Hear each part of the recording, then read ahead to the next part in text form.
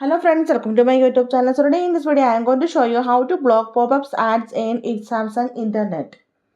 Okay, so for this first of all open your Samsung internet. Now tap on the three horizontal lines on the bottom right side and tap on the option settings. Now in this page you can see the option sites and downloads. Just scroll down. Here you can see the option sites and downloads. Tap on this one.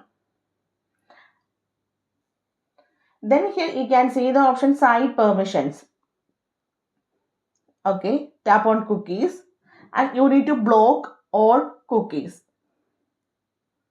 Block cookies. Okay, so this method is perfect for blocking ads while browsing website.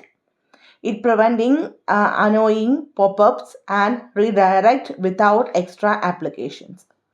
So simply in this way we can block pop-up ads in Samsung internet browser. So hope you guys enjoy this video. Thank you for watching. Thank you. Bye bye.